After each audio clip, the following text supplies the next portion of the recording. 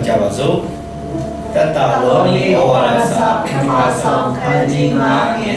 16အစစ်အမြဲဝါဒရှိကြတော့ချမ်းသာစုတောင်းပဏာပြုကြတော့အရာရာ၌ခြေသူကိုချီးမွမ်းကြတော့ကြောင့်မူကားတင်တို့သည်ထိုတို့ပြည့်စုံခြင်းကယေရှုခရစ်၌ဘုရားသခင်ကိုယ်တော်ရှိ၏ဝိညာဉ်တော်ရဲ့ရှိကိုမငြိမ့်စေနဲ့ပရောဖက်ပြုခြင်းကိုအထီးနဲ့မြင်မှတ်ကြနှင့်ခတ်သိမ်းသောအရာကိုစုံစမ်း၍ကောင်းသောအရာကိုအမြဲကင်ဆွဲကြလော့မကောင်းသောအမှုအမျိုးမျိုးရှိသမျှကိုရှောင်ကြလော့အာမင် Great is thy faithfulness. Let's sing. Great is thy faithfulness. Amen. Amen. God is so faithful to us.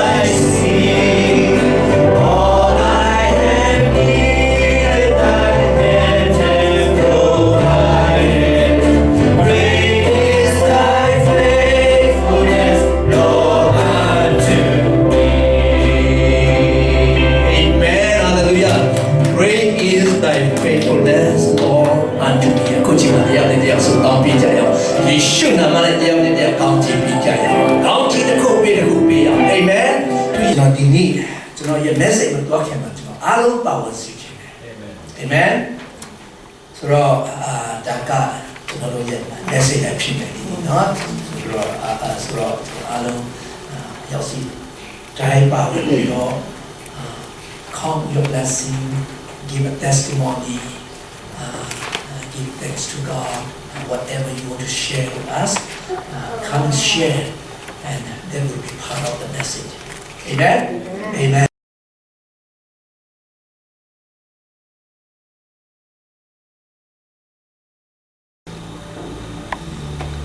가만 여부.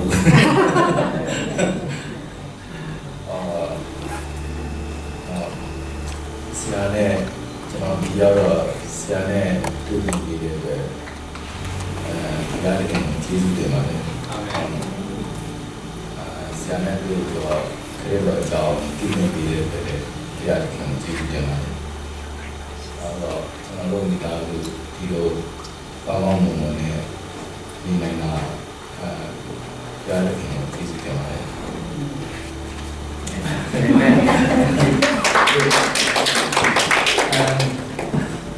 Sebab subah kena no alung diminta suku no setahun dia sebab subah dua orang boleh dia nak tu kemudian dia nak dia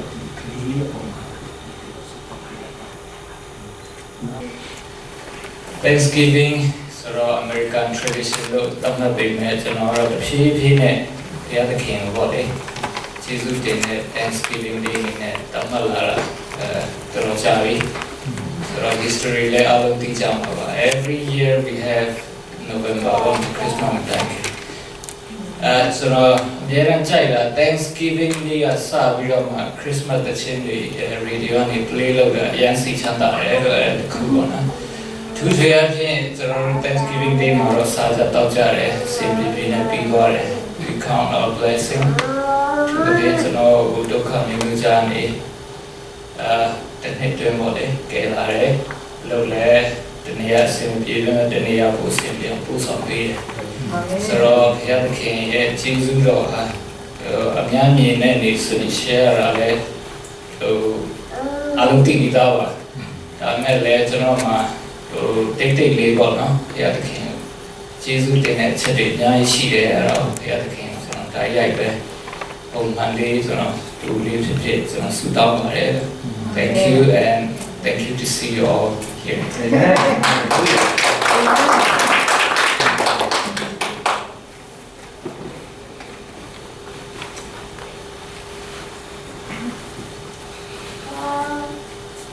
Cho nên chỉ số rằng thu về chimวันnày, thu từ phía ngoài nó, với cái dòng phía hiện thu về chimวันnày, nó có số tiền, phía hiện cái quay cả sòng thành của ông mà, cho mà người ta số tiền gì đấy, nó được quá, cho mà mỗi ngày đi, bị cái mỗi ngày rồi mà bọn nó, cho mà đi khám đi lúc trước đó đấy, đã mẹ đi nhà này phía hiện lúc nhau đấy, không bị đấy, nó được quá rồi, từ mình chỉ xem đi cái car accident mà đấy, bà mà một chút bọn nó, cái này là ra rồi. Cho nên ông ok rồi bọn nó, sau đó thì rồi để phía kia chỉ số thu về chimวันnày, thu về phía kia cho mà cô em ở đây nói để rồi cho mà cô nghe lên sự chỉ để khi mà đều bị rồi để phía kia thu về chỉ số này. It's my best friend bọn nó, sau đó cho mà rồi để thu về chỉ số này, tao đã nghĩ ra đấy, cái này chỉ để mà bọn nó, sau đó rồi để chỉ số này, nó được swim sau đó rồi sister family ne tu Malay di ma normal roti sui myo tai wai ni ro le thu be jesu tin ne tu ro ye mit ta ri na yang ma shi de ama ji ro mit ta su na ha ni ma le ye mit ta ri ro thu be phya kin jesu tin ne na tu ko ro ba le sati tin ro thu be jesu tin ne ho sa bo ni chama ro di ma ko ya ni ro no mye dai ta re wo ta re chama ni na tu ko ba le so mit ta ri khan sa re ai a pyin ho chama di Sunday school mà bọn nó xem mà nên cố ra cho mà mình ra lâu rồi chỉ mà cho mà anh group hiện the spiritual bay mà bọn nó ấy blessing này ấy khuyên nhiều cho mà tầm phép luật này học bọn nó sau đó cho mà đầu tiên này chỉ mà cho mà ấy hồ thì ở qua power thoughts bọn nó choice mà vậy power thoughts này bắt đầu cho mà đầu tiên này gì nó là tên nó mình sắp rồi bọn nó nhảy về cho đầu tiên là sau đó tới đây cho mà hồ nhảy practical cho mà chú sao để chỉ mà cho mà mấy bé hồ benefit gì rồi cho mà biểu diễn này, đại gia một tí tên nào đấy, thu về chỉ số tiền này, yang đây cái gì đó đấy, thu về chỉ số tiền này rồi, cái này biểu diễn này mà đấy. Amen. ခဲ့တဲ့အပတ်ကတော့ကချင်လူမျိုးတွေရဲ့ Thanksgiving ကိုအနည်းငယ်သူပြောပြချင်တယ်ချင်းလူမျိုးတွေကဒီကောက်တစ်စားပွဲဆိုတာကို Thanksgiving လုပ်ကြတယ်ဒီမှာအကြီးဆုံးရှိတဲ့ဒူဝါကြီးပေါ့ဒူဝါကြီးကိုကောက်တစ်စားတဲ့အချိန်မှာကိုယ့်အိမ်မှာအရင်မစားဘဲနဲ့ဒူဝါကြီးကိုစားတဲ့နေ့မှာပေါ့ကိုယ့်အိမ်မှာစားတဲ့နေ့မှာဒူဝါကြီးကိုခမင်းထုတ်တယ်အဲ့ဒီပထမနေ့စားကြတဲ့မိသားစုစားကြတဲ့ဒီခမင်းတွေကိုပုံထုံးမှဒူဝါအိမ်မှာတော့ပေးကြတယ်ဒူဝါကြီးကလည်းဆူတောင်းပေးတယ်မင်္ဂလာပေးတာပေါ့အဲ့ဒီမျိုးထမ်းစားလေးရှိတော့လူရဒီမှာရက်ထားတဲ့လုံကြီးဒီပါလေအဲ့ဒါဒီလည်းပဲအဲ့ဒီနေ့မှာပဲဝတ်ကြတယ်ဒါတော့ဦးစီပူမောင်းလည်းပဲအဲ့ဒီကောက်ကိစားလေးနဲ့မှာလေသူတို့လေပူမောင်းတီးပြမလေးစားကြတယ်အခုတော့ဘုရားတည်ကိုကြည့်တဲ့အခါမှာဘုရားတည်ကိုကျေးဇူးတင်တယ်ဆိုပြီးတော့ဒီကနေ့အပတ်ကချင်းချမ်းမှာတောင်းကချင်းချမ်းမှာဆရာတော်ရှိတယ်တောင်း6ကိုထားတယ်ထားပြီးမှကိုရမကိုစိုက်တဲ့ဟာပတ်ထည့်ကြပါပါဆိုတော့အန်ဒီယာတန်းသူတီးရှိတော့တန်းသူတီးရှိတဲ့အလိုက်ထဲတယ်တန်းသူရွေးပတ်ထားတယ်စတိတီးတယ်ပါလေအဲ့လိုတို့ဒီအကုန်လုံးအထားကဆရာဒီကိုတက်စကင်းလေးလုပ်ကြတယ်အရင်ကဆရာကောင်းတယ်အဲ့လိုဒီချီဒီရအနေနဲ့ပေါ့လေခဲ့တဲ့ပါမှာကျွန်တော်တို့ကြည့်တဲ့ကျင်းပခဲ့တယ်တောင်းကြတယ်လို့အဲကြောင့် Thanksgiving မှာအဲ့ဒီတခါတော့အားလုံးရဲ့ဒီကျေးဇူးကိုချီးမွမ်းပြီးဘယ်လိုတာအကောင်းဆုံးပဲလို့အဲ့ဒါပဲပြောချင်ပါတယ်။ကျေးဇူးချီးမွမ်းပါအာမ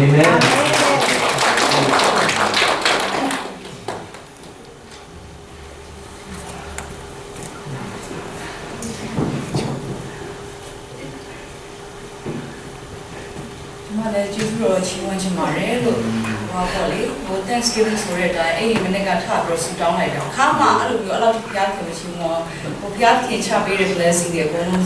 တနာရီကျော်ဆူတောင်းလိုက်တယ်တခါမှအဲ့လိုမျိုးမရက်ပဲတနာရီကျော်ခါမှအောင်ဆူမတောင်းဘူးလားနော်အဲ့ဒါလည်းတကယ်ကျေးဇူးတော်ပဲဟုတ်တယ်မလားဆူအများဆုံးတောင်းပြီး15မိနစ်ခဏနာဟိုမောလို့ရက်လိုက်တယ်ဒါပေမဲ့ဟိုဘုရားခင်ချပေးတဲ့ကောင်းချီးမင်္ဂလာတွေပေါ့လေရေးပြတ်ပြီးတော့ပေါ့နော်ဟိုကျေးဇူးတော်ချီးမွမ်းစရာတွေအများကြီးရှိတာဟာပါလဲဆိုလို့ရှိရင်ဒါတကယ်ဟိုဘုရားခင်ကျွန်တော်တို့ဘာ blessing ပေးရဆိုသိရတယ်လို့ကျမတို့ဗာကျေးဇူးတော်ချီးမွမ်းခြင်းလဲဆိုလို့ရှိရင်ကျမလွန်ခဲ့တဲ့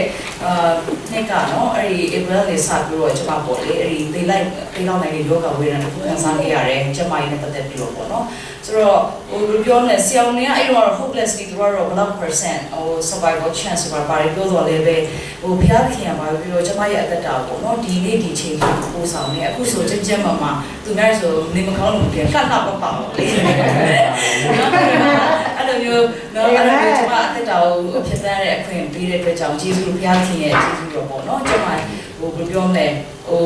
ကျမချင်းကိုကျမရပြီလို့ကျမပြောနေယုံကြည်ခြင်းနဲ့ကျမကြွေးကြော်ရပေါ့နော်အဲ့ဒါကြောင့်ဘုရားခင်ကျေးဇူးတော်ဟိုချီးမွမ်းတယ်လို့နောက်တစ်ခုကပါလဲဆိုလို့ရှိရင်ကျမအမေရဲ့ကျမကြီးကောင်းလာတဲ့အတွက်ကြောင့်ပေါ့နော်ဟိုကျေးဇူးတော်ချီးမွမ်းတယ်အခုဆိုလို့ရှိရင်အိမ်မှာဆိုလို့ရှိရင်ကျမနေလည်းမကောင်းဘူးအိမ်ခေါ်လိုက်ရင်အမေကငိုဆိုဘာလို့လောက်အောင်မှမသိတဲ့ခါလေးကြားလို့ရှိရင်နော်ကျမ cousin တွေအတော်တွေခေါ်ပြီးတော့ကိုကလည်းသူတို့စီပြန်ငိုစရာမရှိဘူးအမေစီနောက်သူတို့ဆိုလည်းစိတ်ဝိုင်းဆင်းရဲပေးရတယ်ပေါ့နော်ဆိုတော့အဲ့လိုမျိုးဟိုဘုရားခင်လည်းဟိုတော်တော်လေးဆူတောင်းခဲ့တယ်အဲ့မှာနောက်ဆုံးကျတော့ဘုရားခင်ကလေအဖြေပေးတယ်လို့နော်2လလောက်ရှိပြီးအမေ church ပုံမှန်သွားလာတယ်ဆိုတော့ဒါတကယ်ဘုရားခင် miracle ပဲနောက်တစ်ခုကအမေအဲ့လိုဖြစ်တဲ့ခါမှာသူ stroke ရပြီးတော့ပိုင်းမှာဘာဖြစ်လဲဆိုတော့သူ့ကိုပေါ့နော်အဲ့လိုမျိုးပေါ့အင်းတော့ဆိုလို့ရှိရင်ဒီမှာအချို့လူစင်ဟိုမိဘတွေနဲ့ကျမအဖေနဲ့အမေနဲ့အရင် close ဖြစ်တယ်ဆိုတော့အကုန်လုံးစိုးတိုင်ပြီးကောင်းတိုင်ပြီးပေါ့နော်အဲ့လိုမျိုးတိုင်ပြီးတဲ့ခါအမေတိုင်ပြီးလို့မရတော့ဘူးဝမ်းနေတဲ့ခါမှလည်းပြောလို့မရဘူးသူ့ကိုပြောရင်တော့ကိုယ့်ထက်ကိုဝမ်းနေဘူးဆိုတဲ့ခါကျတော့ကျမမှဘယ်လိုပြောမလဲဒီခါလေးကျဝမ်းနေတာပါလဲဆိုလို့ရှိရင်ငါအမေကငါဘယ်လိုသူများတွေပေါ့သားအမိတွေပေါ့နော်ဖက်ပြီးလို့သားမိတွေဆိုတယောက်နဲ့တယောက်တိုင်ပင်ကြတယ်အားကြတယ်ဒီခါလေးကျဒါပေမဲ့အဲ့ဒီအချိန်မှာဟိုကျမအဖေကပေါ့လေကျမရဲ့ best friend အနေနဲ့အမရက်တည်ပေးတယ်။ကျမစိတ်ကြတဲ့အခါမှာနေမကောင်းတဲ့အချိန်မှာပေါ့နော်မျောလင့်ချက်ကင်းမဲ့တဲ့အချိန်မှာအားလုံး give up လုပ်ချင်တဲ့အချိန်မှာအဖေကဘေးကနေပြီးတော့ယုံကြည်ခြင်းဖခင်ပြောင်းနေမဲ့တော့လည်းကောင်းပေါ့လေ။လိုအပ်တဲ့ဟာတွေသူပေးတဲ့အတွက်ကြောင့်ကျမဖေအတွက်ကျေးဇူးတင်တယ်လို့နောက်ပြီးတော့ဗာလဲဆိုရှင်ဒီအသင်းတော်ဟိုကျမကိုဖခင်ပေးတဲ့အတွက်ကြောင့်ကျေးဇူးတင်တယ်။ ဘာကြောင့်လဲဆိုနေမကောင်းတဲ့အချိန်မှာဆရာခိုင်လို့ဆိုတာဒီမှာရှေ့ဒီကိုမမတွေဆူတောင်းပေးတဲ့အတွက်ကြောင့်ပေါ့လေဘာလို့ဆိုလို့ရှိရင်ဘလောက်ပဲယုံကြည်ခြင်းရှိကိုယ်ဆူတောင်းပေးတဲ့လူလို့ရှိရင်ဘလို့မှမဖြစ်နိုင်ဘူးပြီးလို့ရှိရင်ချစ်ချင်းမြတ်တာမရလို့ရှိရင်လည်းကျွန်တော်တို့ဘလို့မှအသက်တာမှာပေါ့လေရှေ့လျှောက်ပြီးတော့ရှေ့ဆက်ဖို့ဆိုတော့ဘလို့မှမဖြစ်နိုင်ဘာလို့ဆိုအားလုံးသိတဲ့အတိုင်းပဲ America မှာ we all feel lonely နော်ကိုလိုမှာဆိုလို့ရှိရင်အရင်ကအမြဲတမ်း lonely ဖြစ်တယ်အဲ့ဒါလားဆိုတော့ကျွန်မပြောချင်တာ single သမားတွေပေါ့လေဒါပေမဲ့တရားတို့အခုတော့ single မဟုတ်တော့ဘူးဆိုတော့နည်းနည်းပါဖြစ်သွားတာပေါ့လေဆိုတော့ဘုရားသခင်ကျေးဇူးတော်ချီးမွမ်းတယ်ပြီးလို့ရှိရင်အတော်ရမိသားစုပေါ့နော် cousin တွေတို့ပေးတယ်ဘာပြောလဲနေမကောင်းတဲ့အချိန်မှလိုအပ်တဲ့အချိန်မှ they always there for me ပေါ့နော်သူတို့အိမ်ကအများနဲ့ဖွင့်တယ်အဲ့အတွက်လည်းကျွန်မအရာရောက်ကျေးဇူးတော်ချီးမွမ်းပါတယ်လို့နောက်တစ်ခုကအားလုံးတော့ဘုရားသခင်ကိုအဓိကကျေးဇူးတော်ချီးမွမ်းတယ်ဘလို့ပဲအခက်အခဲတွေရင်ဆိုင်ရသူအများနဲ့ခွန်အားပေးတယ်ကျွန်တော်တို့အများနဲ့ပေါ့လေလို့ပြောလဲကျွန်တော်တို့အများနဲ့ပေါ့နော်အဲ့ဒီလဲတဲ့အချိန်မှာလည်းသူအများနဲ့ထူမှပြီးတော့အားမရှိတဲ့အချိန်မှာလည်းသူအများနဲ့ခွန်အားပေးပြီးတော့အသက်ရှင်ရတဲ့အခွင့်ပေးတဲ့အတွက်ကြောင့်ပေါ့လေဘုရားသခင်ရဲ့ကျေးဇူးတော်ချီးမွမ်းတယ်လို့အာမင်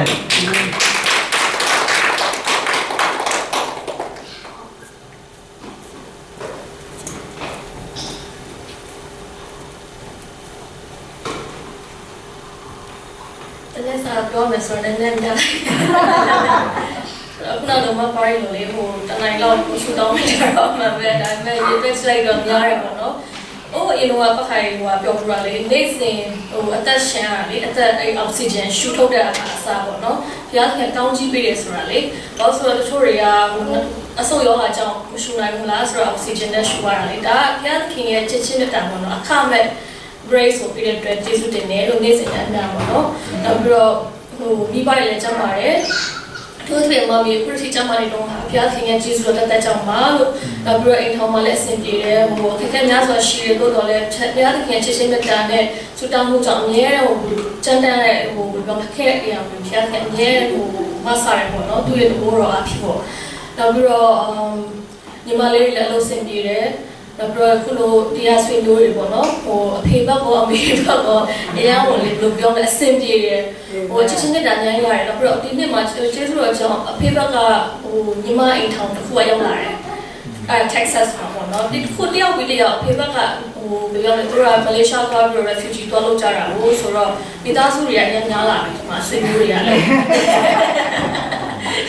စင်ကြရရဲ့အုပ်စုတောင်းလာတယ်ဒါပေမဲ့ပြတ်တနေရစီတော့ပြီးတော့ cousin မိသားစုကလည်းပြီးခဲ့တဲ့နှစ်လရောက်လာတယ်ဆိုတော့အဲ့လိုမျိုးတွေပေါ့နော်ဘုရားခင်ကျေးဇူးတွေညောင်များလာတယ်လို့နောက်ပြီးတော့ဟိုကိုကလေကိုကတော့အရေးချင်းမရှိလို့ထင်တယ်လေမထိုက်မတန်ဘူးပေါ့နော်ဒါပေမဲ့ဆွေမျိုးတွေကအဖေဘက်ကဆွေမျိုးတွေကအော်အမေဘက်ကဆွေမျိုးတော့ဟိုဖပီးကိုသူတို့ကလေအယောကိုတံမိုးထားပြီးတော့လေ chicken လေးစားတယ်တဲ့တိုင်တိုင်မင်းဖပီးကိုသူကရောက်ချင်းဖပီးကိုပဲလည်းဖုန်းခေါ်ပြီးတိုင်ပြီးပြောမယ်အော်ငါတို့ရောက်ပြီးအိမ်မပို့လိုက်တယ်အဲ့ဒါမျိုးပေါ့နော်ကိုကအကြီးဆုံးနေရာမှာရထားတော့လေဦးလေးရဲ့ကိုရအစားကိုအရန်ကိုလေဘယ်လိုပြောမလဲဟိုနေရာပေးတာပေါ့နော် respect လည်းမပြော respect လည်းမခေါ်မဆိုလို့ပါဒါပေမဲ့အမျိုးပဲ position ပေးထားတယ်ဟိုဒီတော့အမကြီးရှိcontact လုပ်ကြတယ်ဘာလို့လဲပေါ့နော်ခါစနေအစားကုန်းဖပီးလို့လို့တော့လေကိုရောမပြည့်စုံပါဘူးခဏစိတ်တိုးလေးလို့ဆိုတော့ဒါပေမဲ့အဲ့လိုမျိုး respect ပေါ့နော် cousin ရဲ့အချစ်ကလည်းခံရတယ်နောက်ပြီးတော့ဟိုဦးလေးတော်ရဲ့အစားပေါ့နော်ဟိုချစ်ချင်းမြတ်တာအများခံစားရတယ်လို့ Thanksgiving နေ့မှာလည်းဟိုအများကြီးကိုလေ text message တွေပို့ကြတယ်ပေါ့နော်အဲ့ချစ်ချင်းမြတ်တာခံစားရတယ်အဲ့အပြင်ဒီမှာ church မှာလည်းချစ်ချင်းမြတ်တာအများခံစားရတယ် church ကတော့ we're small but we're united လေဟိုအားလုံးကအပြစ်သားတွေပဲဒါပေမဲ့ချင်းချစ်ကြပြီးတော့ဘုရားသခင်ရဲ့ချစ်ချင်းမြတ်တာနဲ့လေအများကြီး grow ဖြစ်ကြတယ်ဆိုတာလေအရင်ကကျေးဇူးတော်ချီးမွမ်းလို့မကုန်ပါဘူးလို့အဲ့ဒီအတွက်ဘုရားသခင်ရဲ့နာမတော်ကျေးဇူးတော်ချီးမွမ်းနောက်ပြီးတော့ဟိုဒီနိုင်ငံမှာခရစ်ယာန်နိုင်ငံ still ဖြစ်သေးတယ်ဆိုတာလေ every year မှာလေပြရတယ်ပေါ့နော်ဟိုအများကြီး we're going down ဒါပေမဲ့ဘိုးဘွားရဲ့ယုံကြည်ချက်ကြောင့်ခုတစ်ထီဒီနိုင်ငံအမြဲနေတယ်ပေါ့နော်ရီးကမကောင်းကြောင်းပြောတယ် America ကတော့မကြိုက်ဘူးဘာမကြိုက်ဘူးဆိုတော့ကိုနိုင်တယ်လေဆိုတော့ဒီနိုင်ငံအတွက်လည်းအများကြီးတောင်းပေးတယ်ဖျားခင်ကဟိုဒီနေ့အတွက်ဒီမှာလည်းဆက်တည်နေမှာပေါ့နော်ဒါဆိုဟိုတော့ပြီးတော့ဒီဖက်ဘရီဘာမှလည်းနည်းလေးအဆင်ပြေလာတော့ပါလို့ဆိုရင်ကျေးဇူးတော်ချီးမွမ်းကြတယ်လေတော်တော်များများချီးမွမ်းကြအောင်တော့ခရစ်ယာန်ဖြစ်ပေမဲ့ဒါပေမဲ့ဒီမှာပမာတီကဒါတဲ့ခရစ်ယာန်တွေကဆူတောင်းကြတယ်ဟိုဘယ်မှာကျေးဇူးတော်ချီးမွမ်းတယ်ကိုပေါ့မှာတစ်ခုလေးအောင်မြင်တာတော့ပါလို့ဆိုကျေးဇူးတော်ချီးမွမ်းသူကအံ့ဩကြတယ်သူတို့ထင်တာ Thanksgiving တရက်ပဲချီးမွမ်းမယ်ထင်နေကြတာတော့မသိဘူးဆိုတော့ I think we're doing a very good job ပေါ့နော်ဒီခရစ်ယာန်ရဲ့အရာတာပေါ့နော်နှစ်တာတော့ဟို ဒီမှာခံစားရတဲ့အတွက်ကျေးဇူးတော်ချီးမွမ်းတယ်လို့လွတ်လွတ်လပ်လပ်ကိုယ်ကိုယ်ရတဲ့အခွင့်ကိုကျေးဇူးတော်ချီးမွမ်းတဲ့အတွက်ဒါမှတော့ပုံကြည့်ပါစေလို့ အာမင်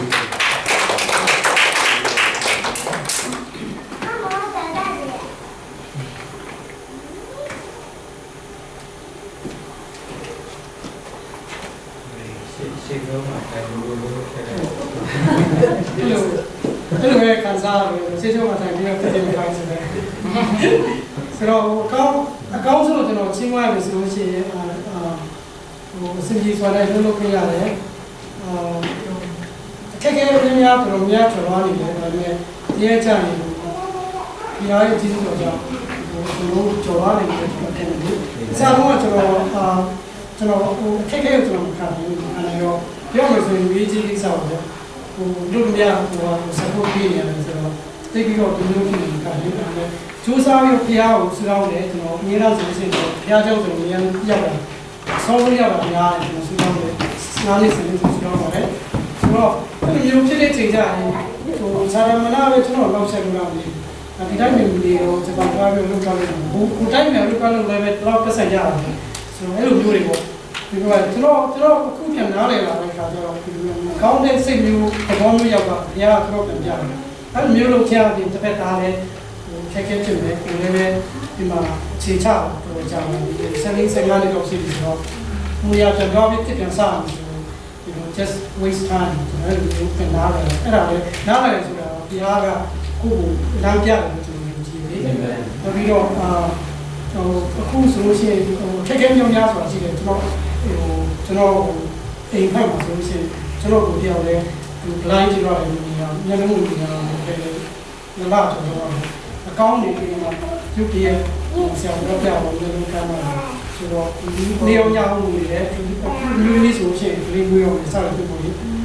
တခါလေကျွန်တော်ဖျားချောင်းနေ intervention တော့ဒီကနေ့ဖျားချောင်းလာတယ်ဆိုရင်အဲ့ဒီသူ့ရဲ့ကျွန်တော်ရဲ့အခြေအနေကိုတွေးရတော့ကျွန်တော်မြေ့ကြတယ်မူတမခက်ပဲမြေ့ကြတယ်ကြောက်ပြီးတော့ထဲလို့မရအောင်ကြတယ်ကားမောင်းလေကျွန်တော်ခဏခဏဖြစ်အောင်ဆိုတော့ဒါပေမဲ့ကျွန်တော်ဒီလိုအခြေအနေဖြစ်တဲ့ချိန်မှာသူတို့ကျွန်တော်ကြည့်လို့ရတယ်သူတို့ကျွန်တော်ဒီမဆာလူရအောင်လေအဲ့ဒါကိုပြန်ကောင်းကြည့်ပဲကျွန်တော်ရတယ်ဆိုတော့ကျွန်တော်များကျွန်တော်ကောင်းပြရတယ်ကျွန်တော်များနေရတယ်ခက်ခဲများကျွန်တော်တွေ့ရတယ်သူရောချိန်ကြရင်ကျွန်တော်ရနေလို့ကျွန်တော်ပြောတယ်ဖျားလဲကျွန်တော်လမ်းပြတော့ကောင်းလို့လုပ်ရတယ်ကောင်းလို့ရတယ်မကောင်းတဲ့အားလုပ်မိတော့လည်းအဲ့လိုမျိုးထပ်ဖြစ်အောင်ကြိုးစားအောင်ဆိုပြကျွန်တော်ကြားစာဖတ်တော့အားလေးချက်ရှိတယ်ဒါမှဆူတောင်းတာဒီများလို့ချောင်းလို့ကိုယ့်ဘာသာ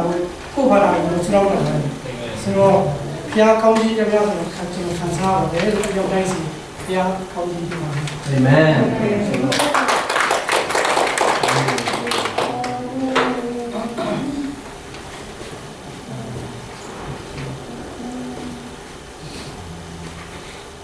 လို့လည်းဖျားရဲ့ကျေးဇူးတော်ထူးပဲချီးမွမ်းချင်ပါတယ်လို့ကိုရဲ့အသက်တာပါပေါ့လေငငယ်လေးတည်းကပေါ့နော်ငငယ်လေးတည်းကဖျားရှင်ရဲ့ပေါ့ calling ပေါ့နော်ခေါ်တယ်အမေနဲ့အဖေနဲ့မိသားစုအားလုံးနေတဲ့အဲ့လိုမျိုးအရွယ်ပေါ့လေ culmination နဲ့ပေါ့လေ Gloria လို့ရွယ်လောက်ပေါ့ကိုနဲ့ Gloria ကို9နှစ်ဆိုတော့သူ့ရွယ်လောက်တည်းကအဲ့လို Christmas မှာဖျားရှင်စီမှာပေါ့လေဆူတောင်းတဲ့အချိန်မှာလူထားပြီးတော့ဆူတောင်းတဲ့အချိန်မှာဖျားရှင်ကfor a reason ပေါ့နော်အမိုးရဲ့ပေါ့နော်ကိုလူမေရဲ့ဝန်းပိုက်ထဲမှာမွေးဖွားလာရတဲ့အခွင့်ဖျားရှင်ပေးတယ်ပြီးတော့ဒီမိသားစုအတွက်ကိုလူဖျားရှင်ကတာဝန်ပေးထားတယ်ဆိုတဲ့ဟာလေအဲ့ဒီအရွယ်တွေကကိုကခံစားရပြီးတော့ခံယူတာပေါ့နော်ခံယူပြီးတော့မှအဲ့လိုလိုက်လျှောက်တဲ့အခါမှာအများနဲ့အဲ့လိုမိသားစုနဲ့လည်းတိတ်မနေခဲ့ရအောင်ပြီးတော့ငယ်လေးတွေကပေါ့လေအဲ့လိုမျိုးအနေနဲ့မိဘတွေလည်းမနေပေမဲ့ဘော်ဒါဆောင်မှာနေရပေမဲ့မြုံကြီးတွေကြားထဲမှာနေရပေမဲ့လေဖျားရှင်ကိုအများနဲ့ပေါ့နော်ဦးထိတ်ထားပြီးတော့ဖျားကိုဆုတောင်းတယ်အဲ့ဒီတော့တကယ်ဘယ်လိုခေါ်လဲဖျားကိုတော့မှမိမိရဲ့ကဲတဲ့ပိုင်ရှင်နေနဲ့လက်မခံရဘူးပေါ့လေဒီတက်တဲ့ခံချက်ကိုလည်းတော်တော်များကြားဘူးပါဘူးဒီနေ့တက်တဲ့ခံလေပေါ့နော်အဲ့လိုအချိန်ဒီမှာလည်းဘုရားရှင်နှုတ်ကပတ်တော်ပေါ့လေဟာအမြဲတမ်းသူရဲ့အသက်တာမှာပေါ့နော်အမြဲတမ်းလမ်းပြပေးခဲ့တယ်လို့အဲ့ဒီThanksgiving Day ပေါ့လေဒီနေ့မှာမနေ့မှာပေါ့လေဆူတောင်းတဲ့အချိန်မှာဘုရားရှင်ဒီနှုတ်ကပတ်တော်လေးကိုပြုလို့ပေါ့နော်ဟိုစာပေးပါတယ်လို့စာလံကျမ်းအခန်းကြီး125ငွေ1ကနေပြီးတော့3ထိပေါ့နော်ထာဝရဘုရားကိုခိုလုံတော်သူတို့သည်မတုံမလုံအစဉ်အမြဲတည်သောစည်းုံတော်ကဲ့သို့ဖြစ်ကြ၏ တောင်ရိုးတို့သည်ယေရုရှလင်မြို့ကိုဝန်းရံတကယ်သို့ထာဝရဘုရားသည်မိမိလူတို့ကိုယခုမှစ၍ကာလအစဉ်မပြတ်ဝန်းရံတော်မူ၏ဖြောင့်မတ်သောသူတို့သည်ဒုစရိုက်ကိုပြုသောအခွင့်မရှိစေခြင်းကမတရားသောသူတို့၏လက်ထက်သည်ဖြောင့်မတ်သောသူတို့၏အမွေခံရာအဖို့အပေါ်မှာမတည်မနေရဆိုရဲနှုတ်ကပတ်တော်ဖြစ်တယ်နောက်တစ်ခုကကြောင့်